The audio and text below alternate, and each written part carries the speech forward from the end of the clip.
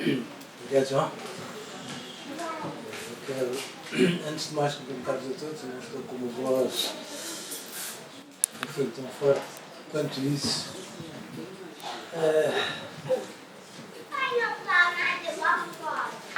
Foi sem querer. Ninguém teve culpa. Foi quase sem querer. Eu tinha este texto perdido, quase. Só um bocadinho. Ó Susana, põe um bocadinho mais alto, faz favor. Eu estava a dizer que tinha este texto perdido, praticamente esquecido. E há uma tarde, uma manhã, já não sei, em que a Sílvia me telefonou, eu não conhecia a Sílvia, e que me telefonou e já não sei qual foi o caminho da conversa, já não me lembro. Mandei um e-mail primeiro a desafiar-me a escrever. Exatamente. Eu telefonei. Depois telefonou. Exatamente. E tinha este texto. Tinha este texto esquecido. E na sequência do telefonema eu enviei. Foi assim, não foi? E a Sílvia disse: eu fico com ele, e quero editar. E eu de repente perdi controle de todo o processo. E quando dei conta, já estávamos a falar do Paulo. E pronto, ele foi crescendo. E portanto foi uma incursão praticamente acidental. Deu-me prazer, devo dizer. E entretanto já repeti a experiência.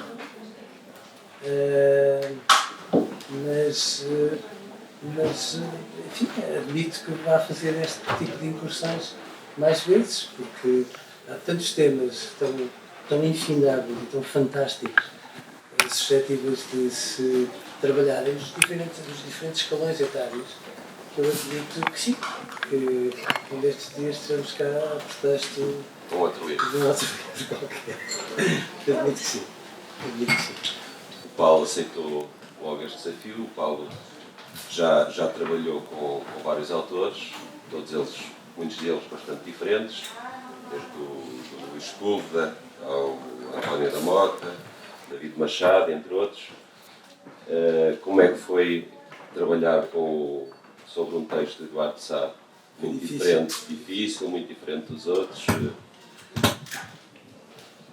Olá, estão-me a ouvir bem? É assim, o processo começa sempre com um mail, um humilde mail com letra Arial 10, com o texto, para já, a dizerem a Sílvia, com quem já tive o privilégio de trabalhar em vários livros, Livros Horizonte, é a editora do Coquedo, não sei se conhecem, pelo menos os miúdos que estão aqui devem conhecer. E o processo é sempre o mesmo, começa com um desafio. Tenho aqui um texto do Eduardo Sá, e Eduardo Sá, porque eu também não me lembrava de ter escrito já para crianças, depois quando me disseram, efetivamente foi o primeiro, não é? Pronto, e o nome do livro é O Meu Pai é Meu, e o nome do livro, ainda antes de abrir o anexo, o fecheiro Word, com letra Arial 10, acho que era assim, ou Times New Roman, já não me lembro, o nome atraiu-me logo, porque é uma das coisas que eu mais gosto de ilustrar. Já ilustrei muitas coisas. Adoro ilustrar o medo. E o Coquedo tem a ver com o medo. Mas adoro ilustrar também os laços que nos unem. O amor, a paixão, a amizade, o aconchego, aqueles laços que unem os humanos, eu gosto de ilustrar. E este texto, quando eu o li, apaixonei-me logo. Alguns não demora a apaixonar, outros nós apaixonamos logo. Este foi logo amor à primeira vista.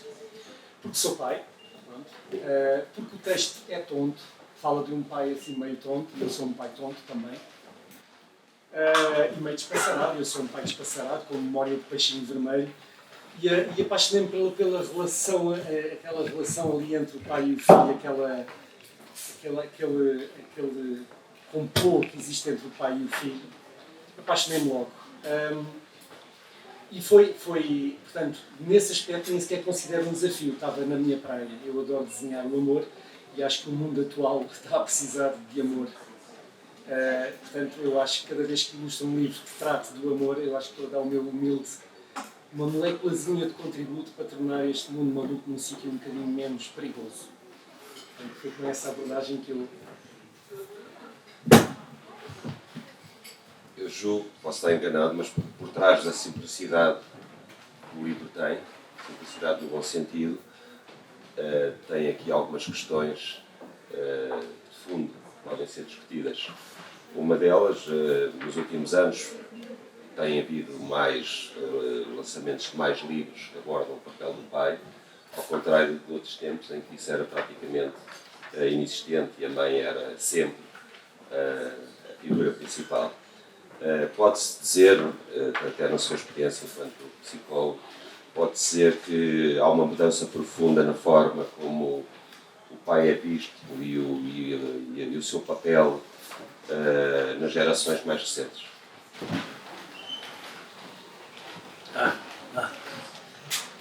Eu acho que o pai, eu não acho que o pai tenha sido sempre um produto de segunda necessidade. Acho que foi composto assim na cabeça de muitas pessoas. Mas admito que muito em função daquilo que era a divisão das tarefas familiares, o pai foi sendo uma personagem mais secundária do que era suposto no crescimento dos filhos. Eu acho que há uma mudança muito grande, sobretudo depois do 25 de Abril em Portugal, do papel do pai. Não era comum o pai nem sequer ir ao pediatra, portanto, mesmo acompanhar a mãe. Agora, pais que vão sozinhos ao pediatra. Pais que levam as crianças à escola é banalíssimo, não era tão comum assim. Pais que sabem o nome do educador ou do professor de um filho é muito mais frequente, não era assim que acontecia. E portanto o papel do pai eu acho que mudou muito. Mas eu acho que o pai está meio confuso no meio de tudo isto. Deixou de ser o pai tirano há muitos anos, deixou de ser o pai autoritário do antigo regime e anda à procura de um estilo. É um pai um bocadinho mãe, mas que eu acho que ainda não descobriu muito bem qual é o seu papel. Eu acho que é um papel cada vez mais matizado, o papel da mãe, mais paritário, sem dúvida. Mas neste contexto eu acho que às vezes tende a colocar-se num registro ainda demasiado secundário para o que devia ser. O papel da mãe é absolutamente incontrolável. Mas coloca-se num papel secundário por opção ou por... As duas coisas, não. As duas coisas. A opção porque se criou a ideia que o pai é fantasticamente distraído, que não sabe fazer duas coisas ao mesmo tempo, são aqueles slogans que se repetem e depois ficam colados ao pai como se fossem verdade. E há muitos pais que se acomodam a isso de uma forma muito sossegada, digo eu. Mas depois não. Eu acho que no fundo o papel da mãe no primeiro momento é o papel de um protagonismo absolutamente esmagador. E portanto o pai vai ocupando pequeninos cantinhos e vai crescendo aos poucos no protagonismo que pode ter. O que eu acho é que as mulheres muitas vezes não têm noção de como é difícil ser pai. Eu acho que muitas vezes nós temos muita noção do que é o papel da mãe. O papel do pai é um papel difícil, percebe?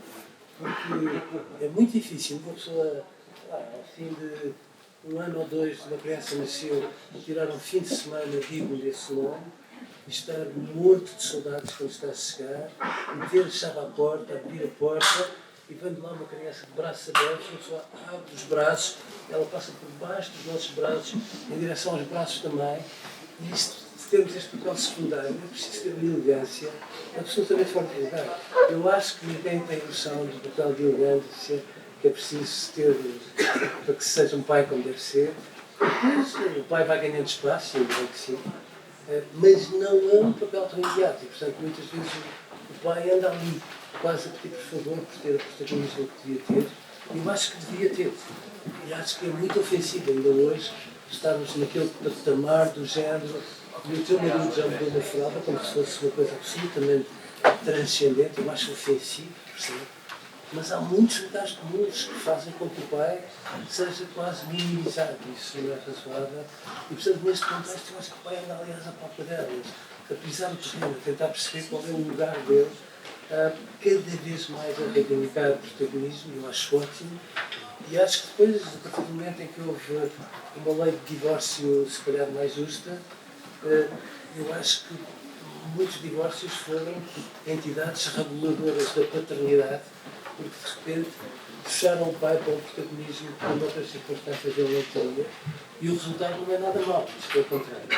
E portanto, por aí, acho que o pai tem aprendido a ser pai de uma maneira cada vez mais bonita de ver. Há pais lindíssimos, absolutamente fascinantes. Quando ontem estávamos na rádio, não tenho dúvidas, não tenho dúvidas. Estávamos ontem a falar na rádio, portanto, de um pai com um filho adolescente que estava muito preocupado porque tinha a ideia que não se conseguia rir tantas vezes quanto era suposto e, no entanto, estava empenhadíssimo em ser um ótimo pai e perguntava como é que eu hei de fazer para ter espaço para este meu filho. A vontade que dava era dizer-lhe: olha, mostre-me esta carta, por favor. E de facto estes pais são tão bonitos que eu acho que estão a perder a vergonha de mostrarem aquilo que sentem, mas eu continuo a achar que a educação é um bocado sexista, a educação do homem é qualquer coisa do género masculino, é qualquer coisa que um dia destes devíamos pensar melhor. Mas ainda há muito um estigma e ideias pré-concebidas, mesmo junto das pessoas mais novas, sobre isso, porque eu tenho 2 filhos e guarda partilhada, portanto estão uma semana comigo, uma semana com a mãe. E muitas vezes perguntam: então, mas como é que tu consegues gerir isso, os 2 miúdos? Eu já acho que não me perguntam isso à mãe, não é? Não sei se... Sim. Mas, ó, o direito de trabalho nestes dias vai ter que também ser repensado, não é? Porque as oportunidades que se dão ao pai para ser pai não são iguais às oportunidades que se dão à mãe para ser mãe. Mesmo nas entidades públicas, mesmo perante uma lei que de alguma forma prevê isso tudo. E portanto eu acho que continua a haver uma discriminação por identidade de género do pai e da paternidade. E sim, acho que muitas vezes se cria esse tipo de questão, sobretudo quando se vê um pai passear vários filhos na rua, há sempre um olhar de alguma perplexidade, como quem diz: vamos contar até 3 até ao momento em que todos fujam, ele não sabe o que é que há de fazer. É uma coisa a correr mal, não é? Como se fosse possível e como se tivesse que ser assim. O Paulo, como já percebi, além de ilustrador, é pai também, e vamos usar essa sua... Isto estamos aqui a falar qual é o... Sente-se um pai pleno, gostava de que fosse, no seu caso, de forma diferente. Como é que estas questões que estamos aqui... Eu sou pai de 2 rapazes, um com 21 e um com 16, em toda a sua glória e tragédia de adolescente, especialmente o segundo. Eu vejo-me muito no que o Eduardo acabou de dizer. Nós estamos mesmo um pouco perdidos, é verdade. Eu não sei se os meus filhos têm a sorte. Eu até vinha a falar com a Sílvia sobre isso quando vínhamos para cá. Eles têm um pai que não tem problema em assumir a sua sensibilidade. E isso facilita muito, porque há muitos pais que ainda não têm essa facilidade. Eu sou um chorão, sou romântico, piroso, lamechas. São qualidades. Sim, mas rio-me quando falho, adoro falhar à frente deles, não me envergonho nada. E isto é uma coisa que eu tenho vindo a pensar nos últimos tempos, que o facto de eles verem um pai tonto a tentar andar de patins em linha e a fazer as figuras mais tristes do Pardão de Oeiras e a rir-se com isso, eu na altura não sabia, e isso acontece com muitas coisas do nosso dia-a-dia, não sabia que lhes estava a dar um contributo muito grande para a felicidade futura, porque quando nós não temos medo de errar, porque vamos errar, ponto. Quando nós não temos medo de errar, nós aprendemos mais rápido, divertimos-nos muito mais e não temos tantos problemas em tentar coisas novas. Portanto, é assim, se me perguntam se eu estou contente da forma como fui pai, eu acho que ninguém está contente. Eu acho que, pelo menos todas as pessoas que eu conheço que são pais e mães acham que falharam. Porque eles não vêm com livros de instruções. Eu li para aí uns 6 livros sobre paternidade antes de os ter. E ao fim de 6 meses rasguei-os todos e mandei-os para a lareira. Deram uma maravilhosa por acaso não escrevi, estão lá, estou a brincar, foi só para fins narrativos. Se calhar não leu nenhum. Se calhar Foi só para não leu. aumentar o drama. Não, mas é Não tudo. leu nenhum Eduardo Sá. Não, era um francês, era tudo muito agir, mas o problema é que aquilo parte do princípio que eles obedecem a um padrão e a verdade é que não obedecem. Cada criança, cada filha é um microcosmos único e irrepetível e qualquer coisa que nós tentemos encontrar um padrão matemático ou estatístico é uma mentira. E também descobri que alguns desses livros foram escritos, foi assim uma grande ilusão, por pessoas que nunca foram pais. O que é uma coisa estranha, mas pronto, desiludiu-me bastante. Portanto, é assim, se me perguntam, acho que podia ter sido muito melhor. Fiz o melhor que sabia, com base nos dados que tinha e que tenho. Eles gostam de estar comigo, divertem-se. Tal como a última vez que estivemos juntos, hoje estive a fazer surf com o meu filho mais novo. Os nossos professores de surf, o nosso professor de surf diz que não conhece nenhum miúdo como ele. Que eu não me considero o melhor amigo dele. Aliás, há uma coisa aqui que eu queria dizer. Eu às vezes ouço amigos meus dizerem eu sou o melhor amigo dos meus pais, dos meus filhos. Eu detesto isso. Isso é completamente mentira. Não é verdade. Nós não somos amigos deles, nós somos pais. O melhor amigo é outra coisa. E acho que aí há um bocado de confusão. Muitos pais hoje em dia querem ir às discotecas com os filhos, querem fazer a mesma vida que os filhos tiveram. Eu não acredito nisso. Eu sou pai do Miguel, ele gosta de fazer surf comigo, tem um prazer imenso em fazer surf comigo, a gente diverte-se à brava dentro da água, ri-se, a gente ri-se, atiramos água um para cima do outro. Ele tem 16 anos e o professor está sempre a dizer que acha giro um miúdo com 16 anos, supostamente já não iria gostar de ir com o pai. Ele adora ir comigo, portanto, se calhar fiz alguma coisa bem, acho eu. Mas pronto, a dúvida reina e eu acho que qualquer coisa que nós tenhamos feito menos bem, mais tarde temos o poder, se tivermos netos, de exercizarmos alguns e cometer os erros, não é? Estragá-los. É por isso que os avós servem. Não? Está tudo ótimo. Este livro coloca o pai como um grande fornecedor de mimo, um pouco diferente daquele pai mais distante, austero e às vezes até castigador, que eventualmente retrata uma realidade. Muitos livros e filmes colocaram no imaginário das pessoas, ou pelo menos de algumas pessoas. Até nisso o pai, como o Paulo estava a dizer, deixou de ter, se calhar, às vezes até essa vergonha de dar um mimo, de ser mais... Mais ou menos. Mais ou menos. Mais ou menos. Além de todas aquelas características do Paulo, ficou também público que ele é vaidoso. São um bocadinho. E quando fala da relação com o filho, baba-se por todos os lados. Mas isso é Que é normal. uma coisa que sempre fica bem. Só não gostei desse pormenor dos livros queimados, mas depois, enfim, falaremos mais tarde. Mas não...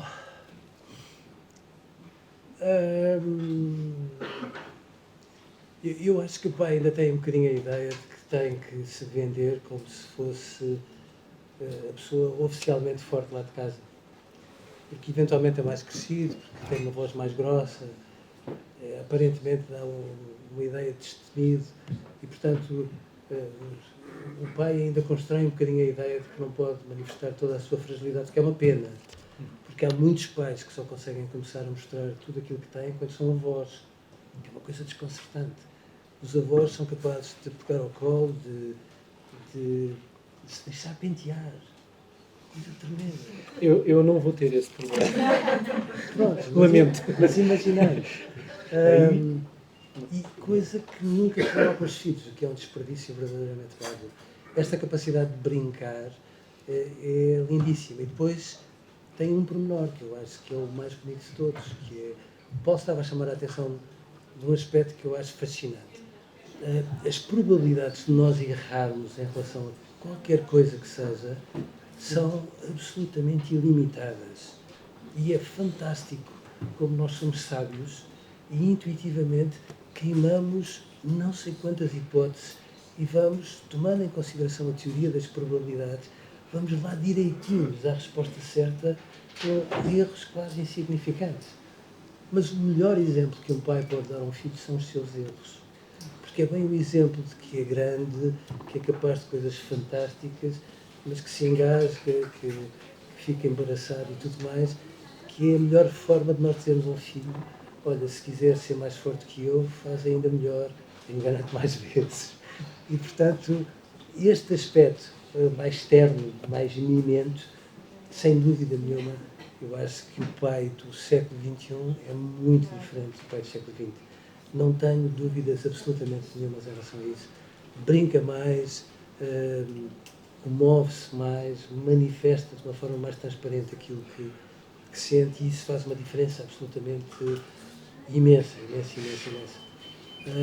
E depois tem uma vantagem, muitas coisas, há muitos pais que conseguem ser melhores mais do que as mães, em alguns aspectos, e isso é bonito, porque de repente termos um pai e uma mãe a disputar o mesmo filho, a forma de dar colo, de dar ninho, de se zangar, que é tão diferente, e ter estas duas unidades de vida, e depois ter um mínimo denominador comum que os une, esta diversidade é uma coisa tão preciosa que é isso que os faz crescer. E, portanto, eu não tenho dúvidas que as crianças hoje têm mais privilégios do que nós tivemos quando éramos crianças, porque temos um pai e uma mãe hoje, se calhar, muito mais implicados no crescimento em todos os momentos do que, de facto, mas na sua opinião, o papel do pai e da mãe continua a ser diferente e deve ser diferente? Não sei. Se me perguntasse isso há 10 anos, eu diria claramente é diferente. Porque as perguntas que nós fazíamos às crianças, em relação ao papel do pai, em relação ao papel da mãe, tinham respostas cristalinas. As crianças, quando se trata de dizer qual é o papel da mãe e o papel do pai, são muito claras. Quando dói a barriga, chamam a mãe. Quando a coisa está a ficar feia e o medo começa a aparecer, invariavelmente chamam o pai. As crianças nisso são muito subtis, de facto, mas o papel, entretanto, matizou-se muito, e hoje já não é tão preto e branco quanto era há 10 anos, que é uma coisa fascinante, porque 10 anos não é tempo nenhum, e as coisas têm vindo a ter uma mudança absolutamente fora de lugar. Há um mito, que eu não sei se tem algum sentido, mas que é que os rapazes são mais próximos da mãe e as raparigas, as meninas, mais próximas do pai. No seu caso, Paulo, já percebi entender rapazes, sente isso? É assim, o Miguel, que tem 16 anos, durante 5 meses os médicos diziam que garantidamente é uma Maria. E era uma Maria, tinha vestido, já tinha, portanto, quando ele estava na barriga da mãe, que é o lugar mais seguro do universo, a partir daí, quando eles saem, é tramado, e quando começam a ver telejornais ainda mais. Mas, enquanto ele estava na barriga da mãe, o Miguel era uma Maria, e e não vou mentir, que eu ainda hoje, agora já não faço isso, mas ainda hoje, quando penso que gostava de ter uma filha, fico todo arrepiado, porque eu de facto gostava de ter tido uma filha, e saíram-me dois latagões daqueles mesmo. Mas eu gostava muito de ter tido uma menina, porque eu não sei se isso é uma construção cultural, se é uma questão de energia masculina e feminina, mas de facto eu vejo muito essa relação. Não há uma receita. Os meus filhos eram muito ligados à mãe no início, mas depois começaram a dividir os seus interesses com a mãe e comigo. Há coisas que sou eu.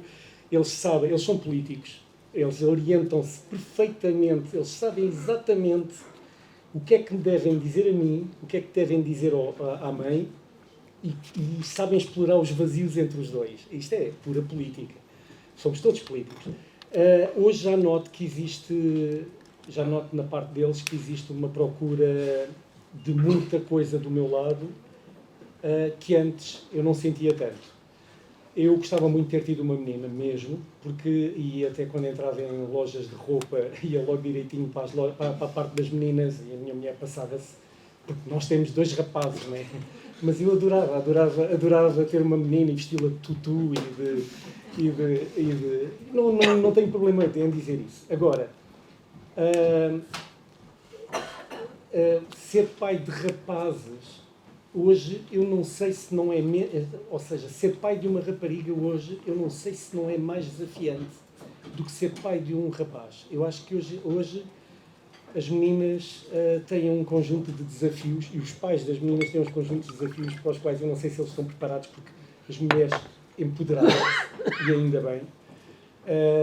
E esse empoderamento mudou completamente. As raparigas agora, as amigas dos meus filhos, do meu Miguel, portanto, com 16 anos, as miúdas são completamente diferentes das miúdas do meu tempo.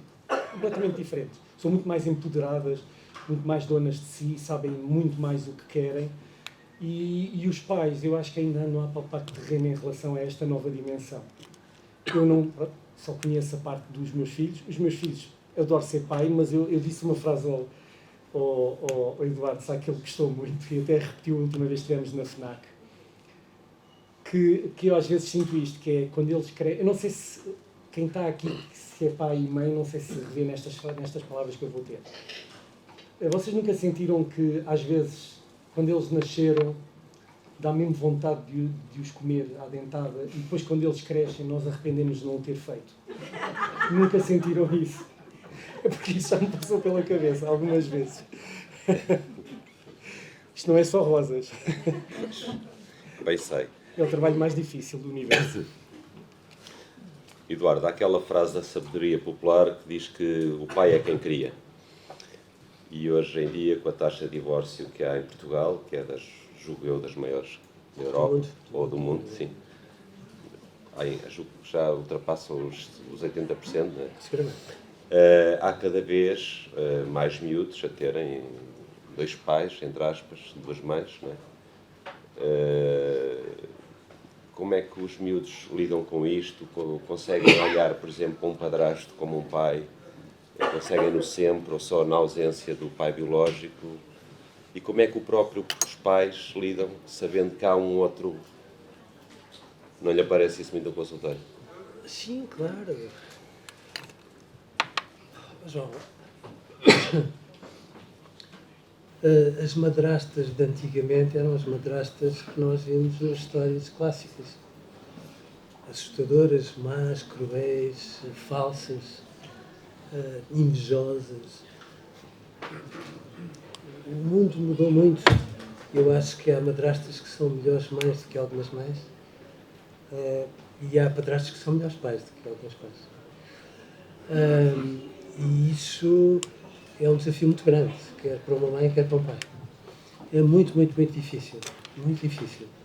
Nós termos um filho ou uma filha e de repente termos alguém que de uma forma generosa, não é calculada, nem calculista, generosa, tem um papel muito bondoso e proeminente a ponto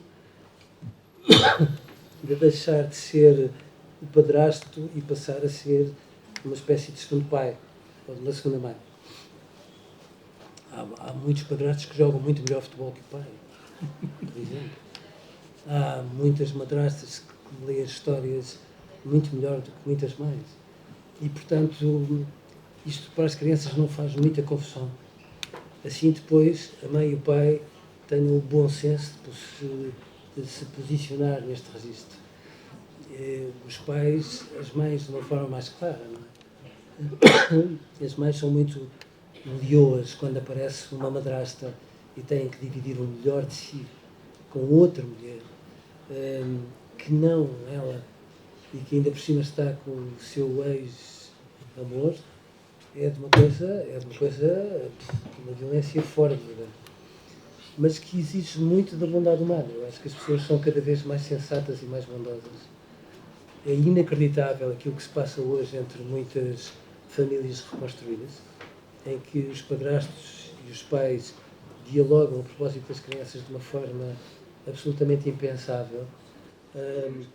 Eu tenho visto progressivamente uma coisa que não era comum, que era os pais hoje planeiam um divórcio pensando no dia depois da manhã, e o dia depois da manhã já pressupõe que possa existir outro pai ou outra mãe, e isso faz uma imensa diferença. É claro que o grande problema é as crianças sentirem-se às vezes num conflito de lealdades. Gostarem da madrasta pode significar uma traição à mãe, ou mesmo em relação ao pai. E este conflito de lealdades é um conflito que nem precisa de ser transmitido pelos pais.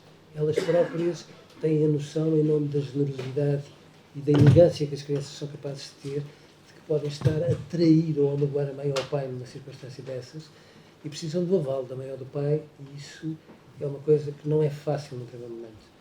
Não é nada fácil. Sermos pais é uma coisa difícil, neste registro ainda é mais difícil.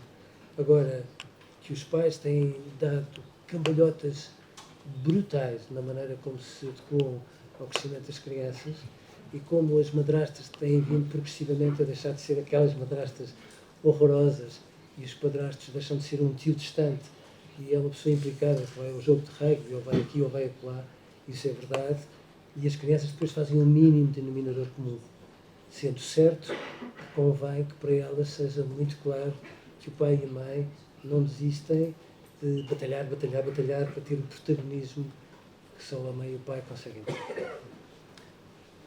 Mas continua, em muitos casos, as crianças, os filhos, a serem armas de arremesso em divórcios menos pacíficos. João, eu aí tenho a noção que esses pais não têm condições para ser pais. Eu percebo que um divórcio é uma coisa muito sangrenta, não é?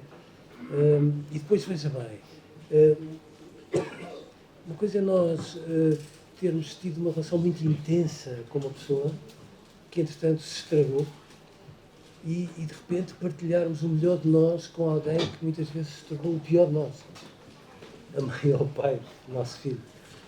E isso é uma coisa muito difícil. E, portanto, do ponto de vista jurídico, fala-se sempre do mútuo consentimento. E eu chamo sempre a atenção que todos os divórcios estão por mútuo consentimento.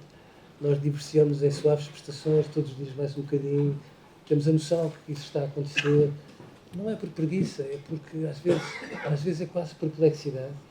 Mas sim, de facto, há divórcios que são tão feios que eu hoje continuo a achar que a maneira como os tribunais estão atulhados destes processos deviam ter outro tipo de gestão da parte do próprio tribunal. Eu acho absolutamente legítimo que a mãe ou o pai tenham os ressentimentos e até os rancores que entendam ter de um em relação ao outro. O que eu não acho admissível é que se percam 4 horas, como já me aconteceu inúmeras vezes, a discutir quem é que vai à quarta-feira buscar uma criança à natação ou porque é que o pai dá iogurtes da marca Longa Vida em vez de dar iogurtes de uma marca branca, e os tribunais estão atulhados deste lixo. E enquanto os tribunais não serem estes pais, que discutir isto não é legítimo, é humilhante para todos. E que judicializar a parentalidade é meio caminho andado para nós nos inabilitarmos como pais, enquanto os tribunais não forem mais musculados e mais... e não puserem estes pais na ordem, eu acho que isto vai continuar a acontecer e aquilo que nós observamos são processos de 4 ou de 10 mil páginas, como já me aconteceu, e depois nós esprememos, e depois o incumprimento atrasou-se 15 minutos quando se tratou de vir buscar a criança e outro tipo de coisas que eu acho que são absolutamente ofensivas. Ou, uma coisa que eu acho que é deliciosa e que os tribunais nestes dias vão ter que parar, que é os tribunais entendem que o pai tem que atender o telefone, ou a mãe tem de atender o telefone entre as 8 e as 8h30, como se o tribunal dissesse assim, para efeitos de responsabilidade é competente para tudo, para discutir a saúde, a educação, a religião e tudo mais, mas para efeitos de atendimento telefónico tem que ter uma norma. E os tribunais às vezes exorbitam funções e fazem que tutores de pais não ajudam nisto tudo. Mas de facto eu acho que um dia nós vamos ter que dizer que sim, que os pais têm todo o direito de estar zangados, mas que quando os pais são batuteiros, e há mães e pais muito batuteiros nestas ondas todas, os tribunais têm que ser implacáveis, porque não é admissível aquilo que acontece em Portugal. Dou-te só um último exemplo. Em Portugal, na cidade de Lisboa, a alegação de abuso sexual do pai em relação a uma filha cresce 400% ao ano. E, portanto, as duas uma, os pais de Lisboa andam todos numa deriva, sabe Deus qual, ou então este tipo de argumentos batuteiros absolutamente ofensivos, que são atentados aos direitos de personalidade de uma pessoa, não são punidos como deve ser e entra-se por um regabof em que parece valer tudo, e isto é uma coisa que não se admite, porque as consequências são nenhumas e os filhos, neste contexto, passam a vida numa espécie de máquina trituradora sem que ninguém pense quais são as consequências disto para eles. calhar os advogados também deviam pôr um bocadinho em sentido os seus clientes. Tenho aqui duas advogadas, depois podem, se quiserem, falar um bocado sobre isso. Bem, eu se calhar ia convidar os presentes a juntarem-se à conversa. Se alguém na sala quiser fazer algum comentário ou colocar alguma questão ao Eduardo ou ao Paulo, sintam-se à vontade. Entretanto, o Paulo faz parte daquela percentagem pequena da família clássica, que ainda está com os filhos, com a mãe dos filhos. Sim.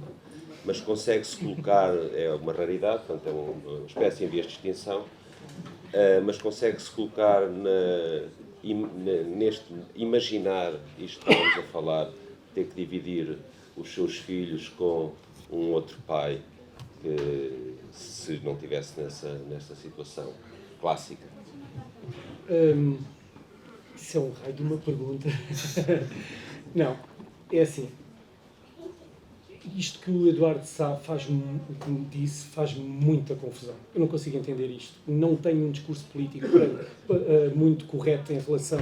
Faz muita confusão as crianças serem usadas como armas de arremesso. E eu, infelizmente, acho que todos nós temos amigos que assistimos isso às vezes em primeira mão. É triste porque nós, quando temos um filho, o filho é o somatório, ou seja, é o somatório, é muita coisa, mas é também o exemplo de que a soma das partes é superior às partes. Portanto, ele é algo, é a soma de um pai, de uma mãe e mais um monte de coisas. Portanto, ele está num nível diferente, quer dizer, e os pais deviam de olhar para esse nível diferente, esse nível, como algo que os transcende em relação às suas quesílias e aos seus combates familiares e às suas guerras de rosas, como há uns anos havia um filme muito bom. Portanto, eu nunca ninguém me tinha feito essa pergunta, mas não...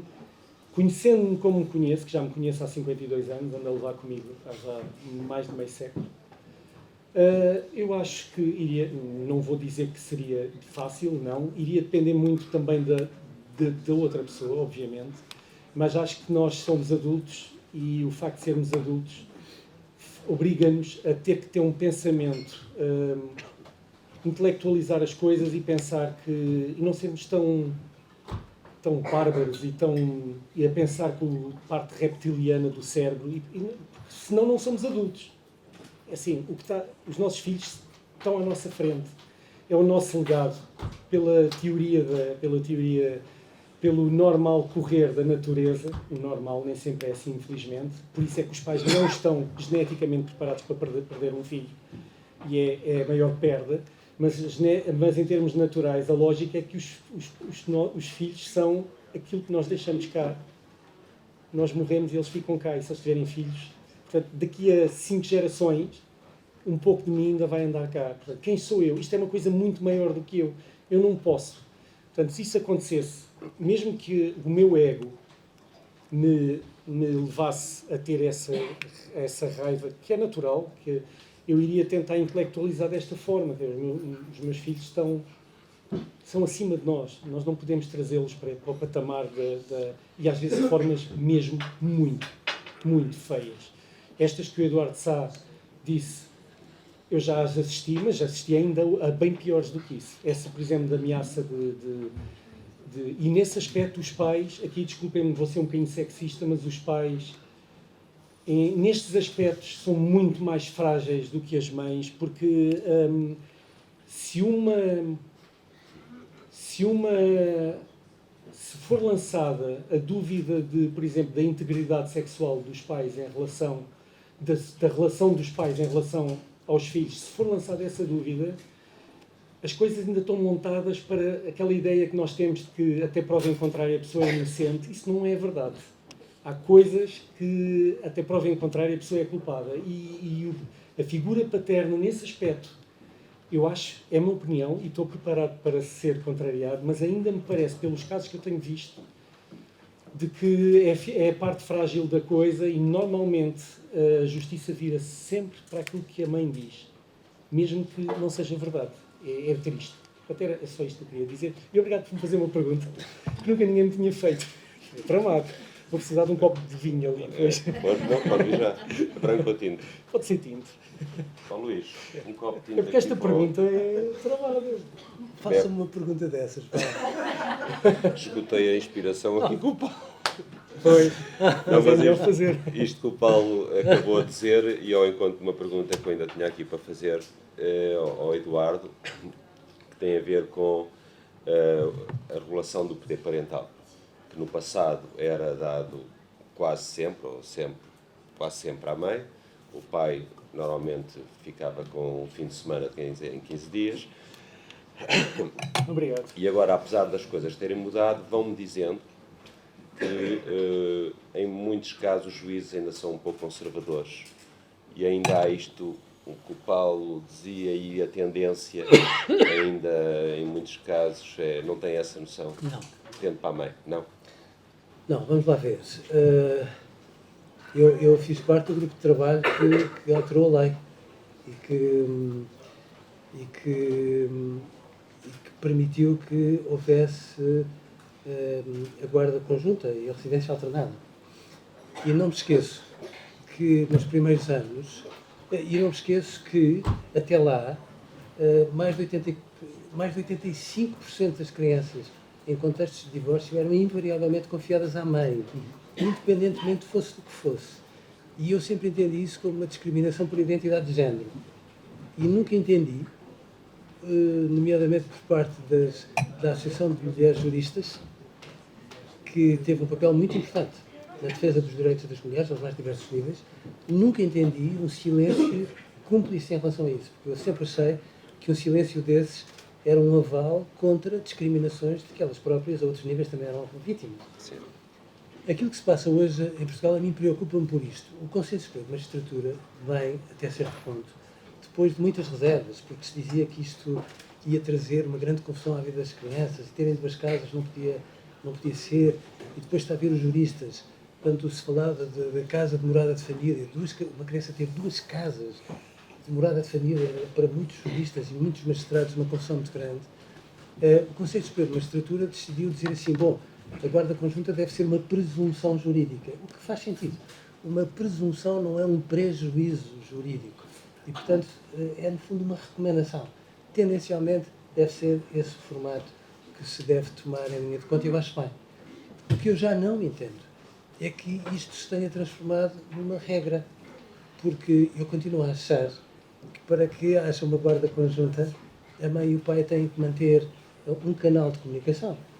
Têm que ser capazes de discutir a que horas é que foi a última toma de um antibiótico. Tem que viver perto. Têm que viver perto. Não é como em Portugal, que há crianças que numa semana vivem em Beja, noutra semana vivem em Almada, os tribunais a decretarem isto com uma tranquilidade que eu acho tão absurda que eu nem consigo perceber onde é que fica o bom senso no meio de tudo isto. E, portanto, a certa altura, quando há um divórcio litigioso, eu não acho que haja condições para uma guarda conjunta. E os tribunais entendem literalizar e passar por cima de tudo isto. E, portanto, eu acho que os tribunais agora têm que dar o passo a seguir, ser mais ponderados e não fazer uma coisa que eu acho que é batutice. Há muitos anos, o Daniel Sampaio, eu, a Dulce Rocha e uma série de pessoas pedimos ao Estado português que tomasse em consideração os direitos das crianças, na sequência da Convenção dos Direitos das Crianças. E aquilo que eu hoje sinto por parte dos tribunais é uma coisa que eu entendo que é batuteira. Escutar os direitos das crianças não é chamar as crianças invariavelmente a um tribunal a perguntar se gostam mais da mãe, se gostam mais do pai. Porque isto é um atentado à saúde das crianças, é um maltrato em nome da lei. Mas em que mundo é que nós andamos? E, portanto, se o pai, a mãe e um tribunal não têm capacidade para perceber o óbvio, não tem que ser uma criança a decidir. Não é um tribunal de júri. Muitas vezes nem tem maturidade para isso, não é? Meu Deus, veja a violência que isto representa. Traumatizante. Absolutamente. E, portanto, num contexto deste, eu acho que ainda temos que fazer um percurso muito grande. Deram-se passos importantes, mas acho que há muitos mais passos que são absolutamente essenciais de dar. E falou dos advogados. Eu acho que os advogados são muito importantes neste contexto todo. Eu acho que os advogados devem ser uns verdadeiros mediadores familiares e, por mais que comprem as dores da pessoa que representam, têm que pôr bom senso nisto tudo e criar canais de comunicação entre advogados e muitas vezes não é isso que se passa e fico muito triste por isso, porque os tribunais não funcionam como deviam, os tribunais de família, mas os advogados às vezes também não ajudam a que tudo isto funcione e às vezes deviam ser musculados, porque há tribunais que precisavam de ter músculo e a quem falta muito bom senso. Eu fiz formação de magistrado durante muitos anos, assisti à mudança dos auditores, eram sobretudo homens e passaram a ser sobretudo mulheres, e eu naquela altura disse assim, o direito de nós vai mudar para melhor, e francamente mudou para muito pior, que é uma coisa que me deixa tristíssimo e atónito, porque de repente eu vejo comentários em sede de justiça que eu acho inadmissíveis, e acho que muitos tribunais ainda não perceberam que o 25 de Abril foi há muitos anos e que o respeito do tribunal em relação ao cidadão tem que ser tão grande quanto o do cidadão em relação ao tribunal, e eu acho que os cidadãos respeitam mais o tribunal do que muitas vezes os tribunais os respeitam eles. Alguma questão? Eu, arriscando-me aqui, uma das minhas amigas vai ficar muito chateada comigo, mas Sandra ou Belina, sobre isto que o Eduardo Sá acabou de dizer, vocês notam nos tribunais algum conservadorismo ainda, e o papel do advogado, como é que vocês veem isso aqui no...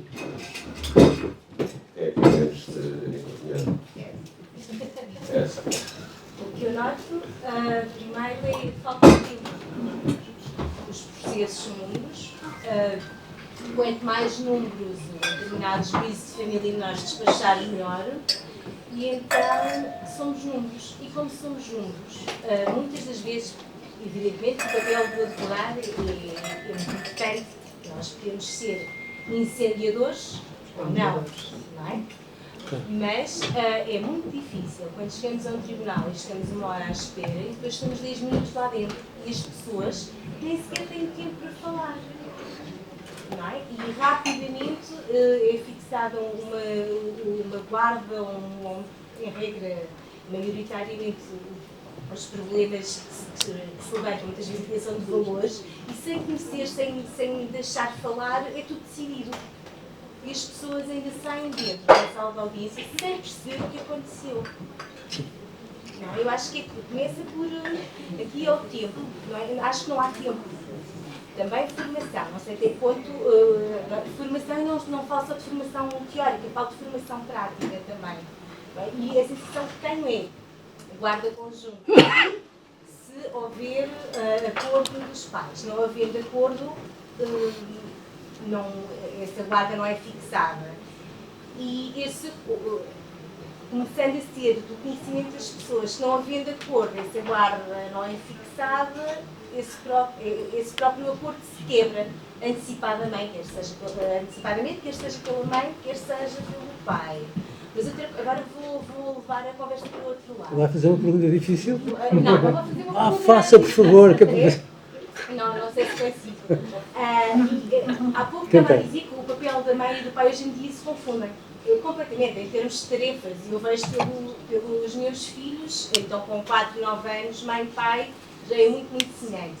Mas indo para famílias em que há crianças com deficiência, a experiência que eu tenho, do que eu vejo é o casal, a relação, a determinada altura quebra.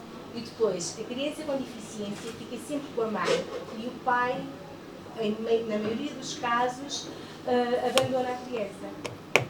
Não sei se é a minha experiência profissional ou se isso se verifica... Tem alguma estatística associada a isso? Primeiro, é verdade que as relações do casal quebram com muito mais facilidade, não é? Vamos por partes. Eu acho que há uma paridade absolutamente fora de lugar entre rapazes e raparigas, mas evidentemente que a maternidade introduz um fator que é incontornável e, portanto, a paridade que existe até um bebê nascer é inevitavelmente quebrada e, obviamente, o papel da mãe e o papel do pai, por mais que o pai queira comparticipar, não tem como ser igual. Não é igual. E, portanto, nessas circunstâncias, havendo uma criança com deficiência, sendo pequenina, Independentemente da idade, sobra invariavelmente para a mãe, sim. Sobra muito mais para a mãe. depois há todo um conjunto de coisas que são muito sensíveis, porque este país é um país que não dá tanta importância assim às crianças, não dá importância nenhuma, para dizer a verdade. Aquilo que nós descontamos no IRS por cada criança leva-nos a supor que nós educamos os nossos filhos todos numa loja de 300. E, portanto, é absolutamente ofensivo aquilo que é a falta de respeito para com os cidadãos que querem ter filhos. Mas quando têm um filho deficiente, o Estado é de uma omissão absolutamente sem fim. Sem fim. É obsceno. Absolutamente obsceno a todos os níveis. A quantidade de vezes que uma mãe tem que ir à fisioterapia e à terapia ocupacional aqui e ali, faz com que aquela mãe ou aquele pai não possam trabalhar. Um deles não pode trabalhar. Não tem como. E isto é penalizado de uma forma... vida própria. Não pode. E é penalizado de uma forma absolutamente fora de vulgar por tudo. Porque, inclusivamente, não há uma entidade patronal que seja condescendente com uma coisa dessas. Para agravar que isto tudo introduz uma dor muito grande no casal. E esta dor, habitualmente, é vivida de costas voltadas. Cada um protege o outro. Mas quando cada um protege o outro, cada um fica a viver este sofrimento muito a sós, o que faz com que se vão afastando em suaves prestações muito mais do que era suposto. E, portanto, sem dúvida, é muito comum que os casais partam. Mas calma, quer dizer, eu acho que não há nada que una mais duas pessoas do que um filho e não há nada que espatife melhor um casamento que um filho. E, portanto, por maioria da razão, numa circunstância destas, acentua-se. Mas sim, aí os papéis são diferentes, mas voltemos ao mesmo, que é assim, eu acho que eu acho que às vezes se penaliza o papel do pai quando nasce uma criança, mas uma criança custa até 75 euros por dia. E, portanto, uma criança custa muito dinheiro por dia. E se a mãe tem que cumprir as suas funções de mãe, alguém tem que tentar ter um acréscimo de valor para que aquele bebê seja viável. Porque, de facto, não é possível. Quando eu, há muitos anos, chamei a atenção que os jardins de infância custavam mais que as universidades privadas, de repente as pessoas disseram, sério, eu conheço jardins de infância que custam muito mais de 1000 euros em Lisboa, muito mais do que qualquer universidade privada. E, portanto, num contexto destes, eu gostava que depois os nossos políticos, com o Sr. Presidente da República à frente, nos explicassem como é que é suposto que nós possamos ser pais, bom, com as conjunturas que nós temos. Já nem falo da demografia, que é uma coisa absolutamente inenarrável, porque daqui a 30 anos é depois da manhã. Bom, temos 3 idosos para cada trabalhador. Ora, sendo que trabalhadores que iniciam a sua vida laboral a ganhar 700 euros por mês, bom, eu gostava que nos explicassem como é que é possível pagarmos depois estas pensões. E nós, em relação a esta política da família, nós criamos a ideia de que é uma coisa de direito e nós não conversamos sobre isto. É um pouco naquele registro, quando a casa nos cair em cima, nós estaremos cá para safar a situação. E, portanto, com as crianças com deficiência, é a mesma coisa, evidentemente. Com as escolas, em relação às crianças com deficiência, a mesma coisa, porque eu acho uma delícia que se passe a vida a falar da integração e dos cidadãos com deficiência e é tudo uma paródia. Uma paródia. Eu vou lançar uma campanha, vou mesmo, que vai pôr aí outdoors à entrada das cidades a dizer Leiria, proibida a entrada a deficientes. Porque só se chocarmos as pessoas é que elas percebem que é absolutamente impraticável uma cidade para quem anda numa cadeira de rodas. E é só uma cadeira de rodas. Impraticável. E, portanto, queremos-los fora da cidade já. E isto é aquilo que se passa com todos nós. E, portanto, com as crianças com deficiência, evidentemente, os pais ficam entregues a eles próprios e a própria família alargada é omissa até à quinta casa, se for preciso. E, portanto, é um exercício de uma solidão absolutamente insuportável. Insuportável. Ali uma questão, Carla Amado. Queria fazer uma pergunta e eu não sei se há resposta para ela. Não sei se a pergunta é... Estava lá o microfone. Não preciso. As pessoas lá atrás gostam de te ouvir. Pegando nas tuas palavras, que somos um país, somos um Estado que não tem respeito pelas crianças. Ultimamente temos assistido a casos mediatizados de crianças que morrem às mãos dos pais, principalmente às mãos das mães, dos Valentino. uma Jéssica. Eu queria saber como é que isto é possível? Uma vida difícil justifica isto? Como é que justifica esta falta de... Isso é para mim. É a pergunta difícil. Uma vida difícil, acredito que estas pessoas todas tenham, mas justifica isto? As pessoas são normais? Estas pessoas são normais? Eu agora já mexi um copo de vinho. Branco ou tinto? Branco. Oh. Luís. Então lá estamos a fumar umas Não sei coisas. quem então. Aqui eu termino. São pessoas doentes, são pessoas muito doentes. Mas calma, nós temos a ideia que as pessoas doentes são de meios socioeconómicos desfavorecidos.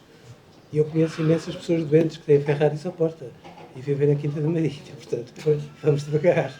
Eu acho que nós falamos de saúde mental desde a pandemia, mas nós não damos tanta importância a isso como devíamos. Há muitas pessoas muito mais doentes do que pode parecer, e a melhor maneira de vermos a doença de uma pessoa é a forma de percebermos como é que ela se relaciona enquanto mãe ou enquanto pai. E acredito que há muitos pais e muitas mães que, independentemente de tudo o resto, são muito mais doentes do que pode parecer. E, portanto, sim, agora, há aqui um pormenor que eu acho que é um pormenor muito importante. É que a proteção das crianças em Portugal não existe. E esta é a verdade, doa a quem doer. Existe uma Comissão de Proteção, uma Comissão Nacional de Proteção de Crianças e de Jovens, e eu acho uma delícia, porque em Portugal a proteção de crianças e de jovens é feita em voluntariado e em part-time. Isto está tudo dito quando é assim.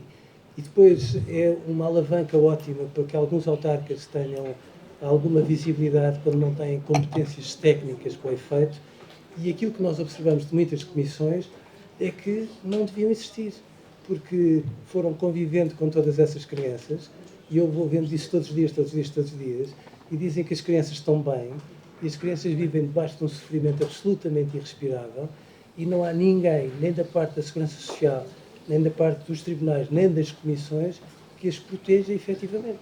Agora, se me disser assim, são normais, são pessoas muito doentes, muito doentes. Mas lá está, quer dizer, se existe um bom senso nisto tudo, estas crianças têm que ser protegidas dos próprios pais, que é uma coisa que eu não vejo. Até porque algum destes casos já estavam identificados. Há anos. Isso é que é assustador. Anos. Eu já perdi a conta a situações em que lembro-me de uma criança que foi abusada sexualmente, ou com 2 anos, não sei se está a ver o que é, por parte do pai com o conhecimento da mãe, e o pai foi preso durante 7 anos, mas quando nós perguntámos, mas vamos inibir a responsabilidade parental, este pai não pode ser nunca mais pai desta criança, os tribunais disseram não. Porquê? É um direito fundamental, e eu acho isto, estarmos a viver na idade da pedra em relação às crianças, mas isto passa-se todos os dias. E, portanto, quando me pergunta, estas pessoas são saudáveis? Não, são muito doentes.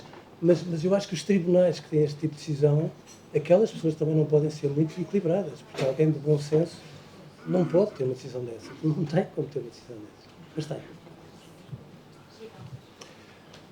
Bom, não havendo mais nenhuma questão,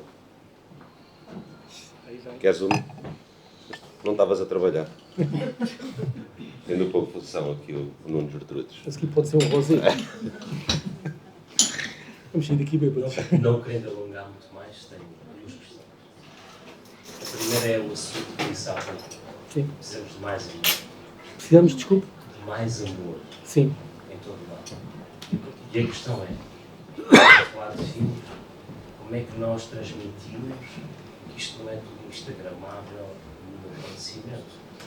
Eu não sei se estava a levar a conversa para aí ou não, mas eles estão a começar a ser formatados por aquilo que veem. E o que veem não é muito bom. Depois, volto para a minha segunda questão, que é certo que há valores que mudaram, e a pergunta depois é para si. Inclusive é o papel do pai e da mãe. Inclusive eu explico à minha esposa que apesar de nós termos decidido fazer esta viagem os dois, há um papel que ainda diz respeito ao homem não é assim tão fácil de explicar. Eu preciso pôr lá uns TV 5 euros por dia. Mas eu quero estar presente na formação dos meus filhos. E depois falha. Ela fica um bocadinho, às vezes, deprimida, porque anda a fazer a vida de casa, e eu fico, às vezes, um bocadinho deprimido porque queria ajudá-la, mas não consigo. Só isto. Ai, uma garrafa. É para um amigo. Paulo primeiro. Eu vou fazer uma pergunta. Quer uma resposta politicamente correta ou incorreta? Incorreto.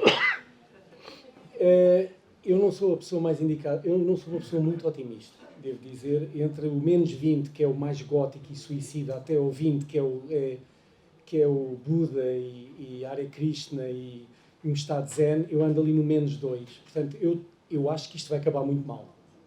Eu não sou a pessoa mais indicada, vocês vão sair daqui, vai ter que passar copos de vinho para toda a gente. Os meus filhos foram, no início das suas vidas, foram alunos de uma escola privada e depois passaram para a escola do Estado. A minha mulher é educadora e é ilustradora e é escritora também, portanto é uma família de malucos, ninguém se safa lá em casa. Não há um Excel lá em casa, somos todos meio, andamos a 10 centímetros do chão. Eu decidi de ir às reuniões, de escola, daquelas genéricas, e só vou a reuniões, e passei a ir só a reuniões específicas sobre os meus filhos. Porque as genéricas, eu saí de lá doente. O problema não está nas crianças, o problema está nos pais das crianças. Eles são o resultado da bela porcaria que nós andámos a fazer este tempo todo. Criámos um mundo fútil, vazio, esvaziado numa foto no Instagram, em filtros. É que nem sequer, é que se nós, aquilo que vemos nas redes sociais fosse verdade, era menos mal, mas é que nem é verdade, aquilo é digitalmente alterado. E eu decidi de ir, porque de repente, eu sempre fui um aluno mediano. Tive que estudar que se farta para ter notas medianas. Dentro dos médios, não podia ser mais médio. Eu nunca exijo aos meus filhos um 5 ou um 4. A única coisa que eu exijo aos meus filhos é que eles façam o melhor que eles sabem. E o melhor pode ser um 3 ou até pode ser um 2, caramba. Se ele não conseguir, a gente está lá para ajudá-lo. E eu ia às reuniões e via a maior parte dos pais a perguntarem à professora, à diretora de turma, por que raio é que o meu filho, que tem um oceano de 5, teve 5 em inglês, quando o meu filho até anda no Oxford School, XPTO, e o raio que o parta. Desculpa, eu disse que era uma resposta politicamente incorreta. Os pais passaram-se. Sinceramente passaram-se. Hoje em dia querem saber tudo. Quando é que o filho deu o primeiro beijo? Quando é que o filho caiu? A minha mulher foi massacrada porque um dia a mãe chegou lá e viu uma nódoa negra no joelho do filho. Se dois miúdos se beijam com 2 anos, dão um beijinho. Com 2 anos, caem os pais em cima das educadoras. Como é que é possível o meu filho estar a dar um beijo a um homem, como se eles nessa altura tivessem esse tipo... Passaram-se, os pais passaram-se, os filhos, eu vejo pelos meus filhos, eles não são mais do que o produto da sociedade que nós criamos. Portanto, é assim, se calhar a pergunta tem que ser feita, e fez muito bem, é à nossa geração. Eu vou muito às escolas e adoro estar com adolescentes, eu não me inscrevo muito bem numa imagem que eles fazem de um cinquentão, e isso ajuda-me muito a chegar até eles. Portanto, eles entram com aquela linguagem corporal de quem? Ei, ganda seca, um careca, 50, isto vai ser uma seca, e ao fim de 15 minutos eles ouvem. E uma das coisas que eu gosto é de os ouvir. E uma vez houve uma miúda, eu perguntei à plateia o que é que eles pensavam do mundo que herdaram, que estão a herdar. E houve uma miúda que me disse isto, com 16 anos. Nós sentimos-nos enganados. Nós fomos enganados por vocês. A vossa geração enganou-nos. Enganou-nos a todos. Nós não vamos ter pela primeira vez em muitos anos, a geração que vem a seguir não vai ter melhores condições do que a anterior. Está tudo mal. Portanto, é assim, e como não quero que aquilo... Como é que se chama? João tenha uma despesa enorme com vinho, a minha visão é que isto vai mesmo correr mal. As redes sociais lixaram isto tudo. As redes sociais lixaram isto tudo. São maravilhosas, têm coisas muito boas. Uma coisa que eu aprendi na minha idade adulta é que não existe o preto absoluto nem o branco absoluto. Não existe o mal absoluto nem o bem absoluto. É uma das maiores dádivas e maldições da minha idade adulta. Existem escalas de cinza. Um telemóvel que é usado para mostrar o meu trabalho, ou um iPad que é usado para mostrar o meu trabalho, é uma coisa bonita. É feito do outro lado do país, do outro lado do mundo, por pessoas em condições absolutamente desumanas. Onde é que está o mal e o bem nisto? Não, existem escalas de cinza. Mas a professora, no 5º ano, diz que vai fazer o teste no telemóvel quando a minha filha não pode usar. Pois, bem-vindo ao século XXI. Já leu 1984? Acho que está aí, não está? Até está em versão de banda desenhada e tudo, isso que está com bonecos. Há várias versões, Que está com bonecos. É que aquilo foi escrito como um livro de ficção científica em 1949. Eu já li o livro 2 vezes. Li com 18 anos e pensei, caramba, que livro de ficção científica maravilhoso. E li aos 51 anos, o ano passado, em plena pandemia, e sabe o que é que eu li no livro? Aquilo é um manual de instruções. Aconselho a ler, já agora, esse e há um outro que tenho aí, que é o Admirável Mundo Novo. Aquelas pessoas nos anos 40 sabiam mais sobre o mundo atual do que nós mesmos. Está lá tudo. Está lá tudo. E mais não vou dizer, porque eu não tenho mesmo boa ideia em relação ao que se está a passar. Sinceramente. Eduardo em Campo Aberto. O Eduardo é mais positivo. É mais otimista, portanto... Se bem que havia aí uma incorreção. Esta geração não vai pela primeira vez ter uma vida pior que a nossa. Já houve. Nós já não temos tido forma. Pois Os é. nossos pais têm. Nós já não Oh, menino Miguel. É verdade. É verdade, sim senhor. já estamos em apuros. Mais um copo? Não. Pá, eu acho que eu não me lembro das últimas. Quer dizer, é a primeira vez na minha vida que numa apresentação eu tive a ousadia de pedir um copo de vinho. Até me vergonha. Isto ainda não acabou. Mas pronto, pedi, já fiz a asneira e agora. Não, vamos lá ver. Se nós, já agora numa de leituras, se nós olharmos para trás em toda a história, o mundo tem vindo a tornar-se um lugar melhor. Eu acho absolutamente fantástico como é que os nossos trisavós conseguiram sobreviver com condições económicas miseráveis, sendo todavia bons pais e boas mães. E isso é que eu acho que às vezes nós não dizemos aos nossos filhos. Os nossos pais tiveram condições terríveis para conseguirem ter uma vida e, no entanto, conseguiram ser bons pais e boas mães. E os pais e os avós deles tiveram condições ainda piores. E, portanto, a humanidade tem sabido crescer para melhor, de uma forma serena. E tem sido assim. E, portanto, eu não acho que o futuro seja um lugar pior. Acho que aqui há uma grande discordância do Paulo. Ele prefere tinto, eu prefiro branco. Mas não acho nada disso. Agora, eu acho muito engraçado que as redes sociais sejam o que são. Não perco de vista que a internet começou por ser um instrumento militar e passou a ser um sítio onde se escrevem cartas de amor. E, portanto, veja a transformação que nós fomos capazes de dar a um instrumento desses. Namoro e ódio. Os nossos filhos hoje, se calhar, já não têm a ligação com as redes sociais.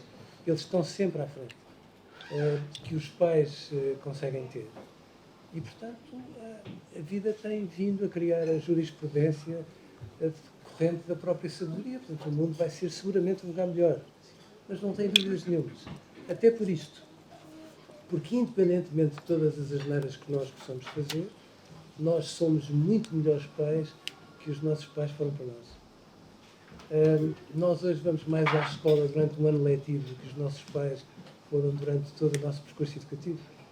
Por exemplo, nós temos um conjunto de cuidados desde o planeamento da gravidez por ali adiante. Há pessoas, algumas pessoas, eu disse algumas, só algumas, Paulo, só algumas, que escrevem livros para pais que são magníficos E Não é para me gabar. E a brincar, as pessoas tentam informar-se. E depois há os grupos de meios do WhatsApp que às vezes me inquieta. Porque de repente é um furor absolutamente fora de lugar.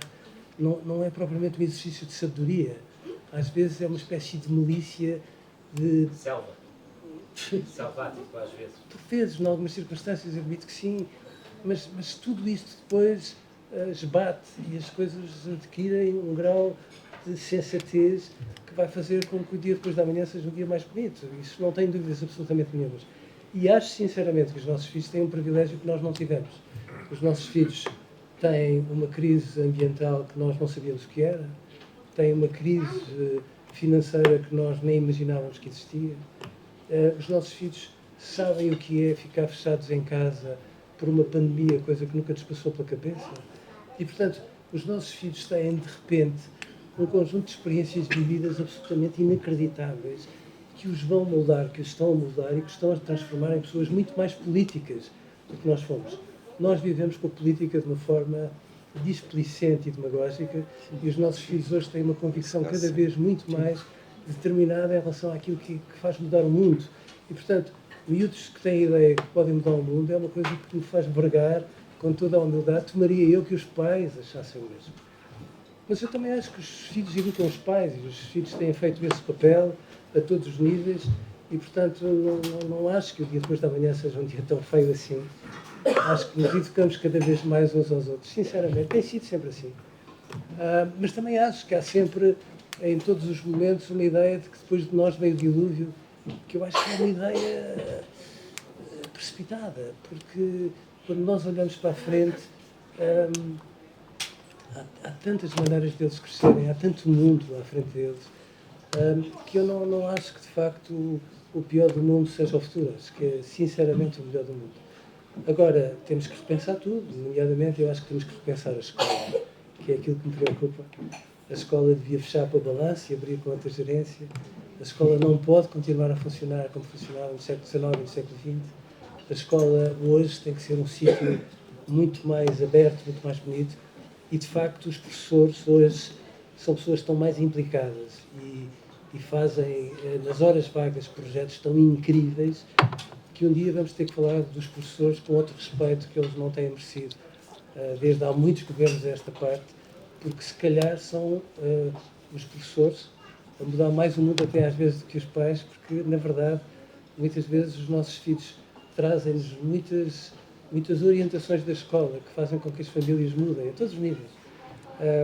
E acho que a falta de respeito que nós temos em relação aos professores e às escolas são tão assustadoras que um dia vamos ter que falar da escola a sério, porque é aí que nós estamos a preparar o futuro com outra seriedade e nós andamos muito distraídos por isso. Está mal. A escola como está atualmente está mal. Está doente. A minha mulher é educadora, como disse, eu estou a par disto. Isso é tudo giro se daqui a 30 anos houver professores, que eu acho que não vai haver. Qualquer pessoa com meia dúzia, no meu caso tenho mais do que 3 dedos, mas pronto, com 3 dedos de testa não vai para o professor. Não é porque não goste, mas é que é muito complicado. É porque o ataque é cerrado entre os pais, os grupos do WhatsApp, o governo, a forma como as coisas são feitas em termos de colocação. Olha, eu vou-lhe dizer, e depois termino. Eu fui a uma das reuniões, a diretora de turma disse que os miúdos, quando estava a chover, sujavam muito a sala. E aqui o Paulo Galindro, que ainda acredita no Pai Natal, perguntou, até uma vassourazita e uma pá. Isso é que era à maneira, não é? Sabe o que é que me responderam? Caíram-me todos em cima aos pais. A maior parte dos pais, diria para aí 70%, ouvi frases do estilo, eu não ando a pagar impostos para que o meu filho ande a limpar escolas. Portanto, isto aqui permite-me discordar. Eu acho que o mundo pode ser um lugar melhor, mas nós temos que fazer um reset agora. Porque se não fizermos um reset, continuar com este modelo, isto não está a funcionar. É a minha opinião. Pronto. O problema é que não é daqui a 30 anos, é daqui a 3. Pois? Porque daqui a 3 anos não há professores.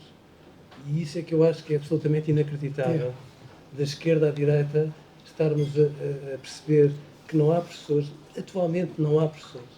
E, portanto, qualquer licenciado pode ser um professor, que é uma coisa absolutamente inacreditável, e eu acho absolutamente afrontoso que um Presidente da República que dá não sei quantos palpites em relação aos Jogos do Mundial não entenda isto como uma questão de regime e não diga assim o que é que nós queremos para a escola, porque de repente nós não temos escola, porque sem professores não há escola. E isto a mim preocupa-me muito, sem dúvida. Mas são 3 anos, não são 30. Pronto, é verdade. É muito menos tempo do que pensar. Já para não falar, e eu fui professor até há algum tempo, isso aí, bem, se calhar vou dizer uma coisa politicamente incorreta. O nível dos professores, quando eu entrei a primeira vez na sala dos professores, era diferente do nível, para melhor, do nível dos professores quando eu saí. Os melhores alunos hoje não querem. Não aponte para mim, por favor.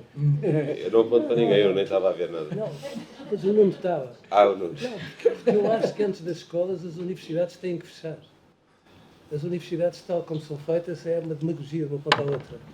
O nível dos professores universitários é paupérrimo. O nível da avaliação do ensino superior é uma coisa gritante e, portanto, criou-se esta ideia de que eles têm que passar com notas incríveis. Uma pessoa que não faça uma tese de mestrado com média de 18 é provavelmente um débil, mais ou menos adestrável, e é esta a universidade que nós temos. E esta universidade absolutamente demagógica, que foi o que nós tivemos com o processo de Bolonha, tem que fechar, porque a Universidade Europeia sempre foi melhor. Sempre foi muito melhor. E neste momento a universidade é um sítio absolutamente arrepiante, onde os miúdos parecem não ser obrigados a saber pensar. Estudam por PowerPoints, como se isso fosse estudar, e portanto criou-se aqui uma democracia popular, em que os professores queridinhos são aqueles que dão umas notas fantásticas, e lhes dão os PowerPoints e tudo mais, e quando a universidade funciona assim, depois isto é uma reação em cadeia.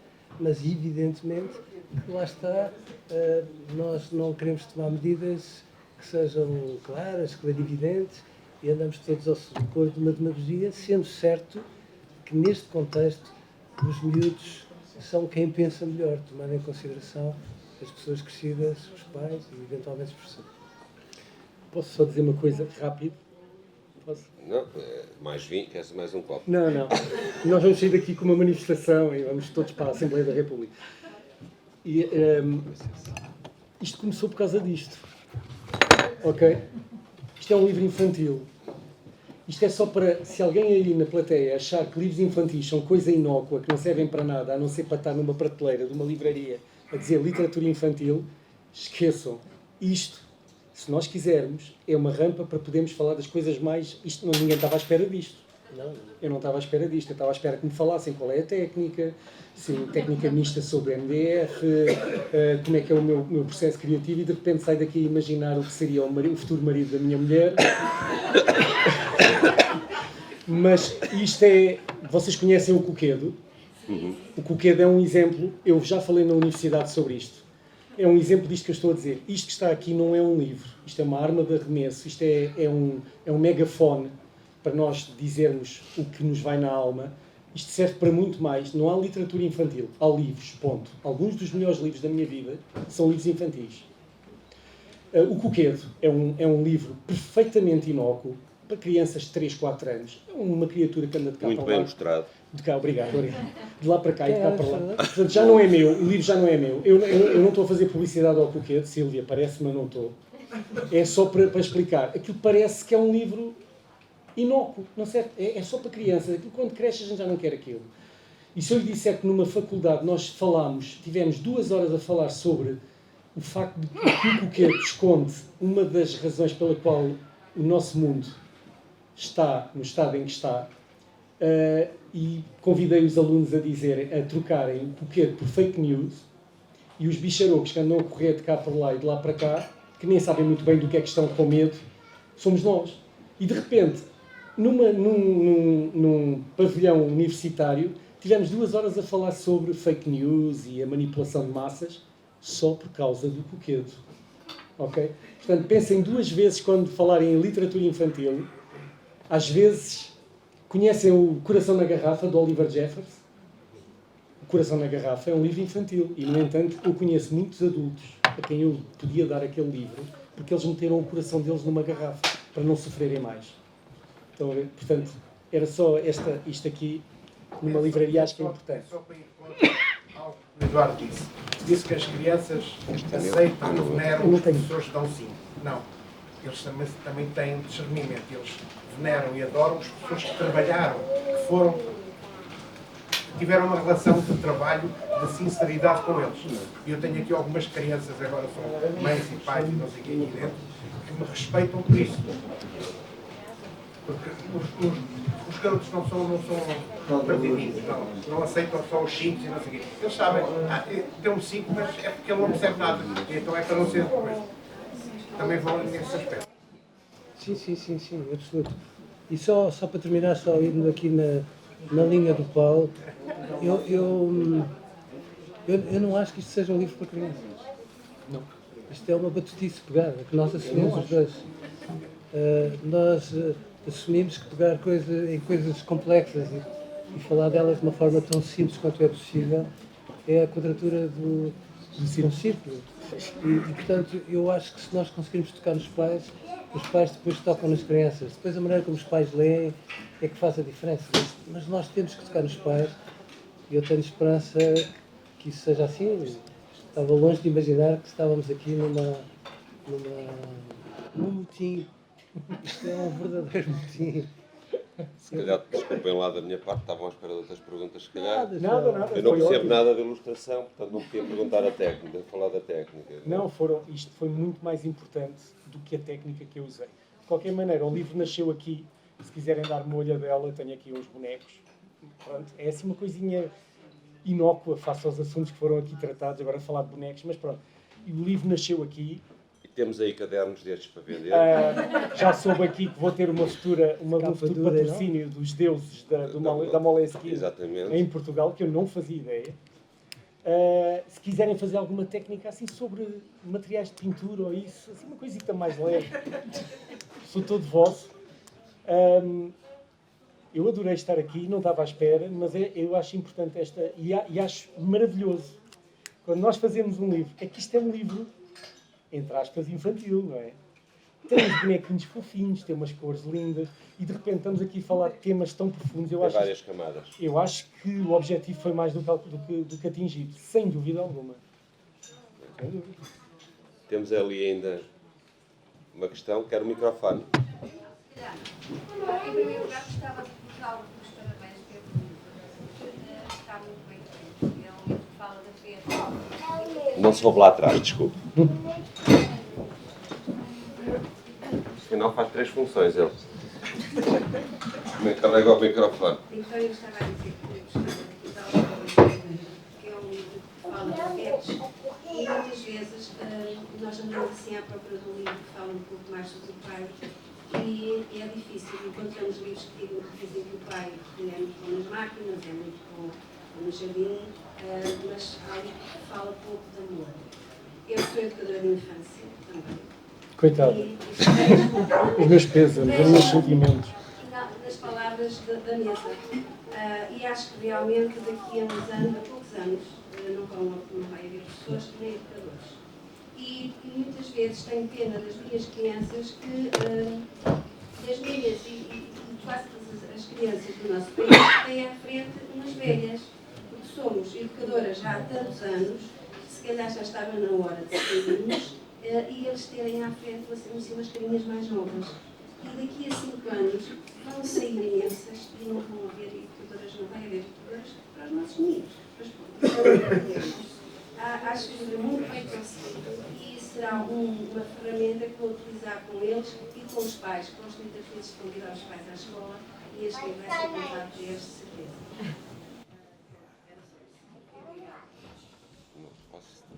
Não há perguntas difíceis. Muito obrigado pelo seu comentário, que nos vai com certeza ajudar a vender muito destes livros, para ajudar a pagar o vinho que o Eduardo e o Paulo Pois, beberam. isto vai ter que ser abatido.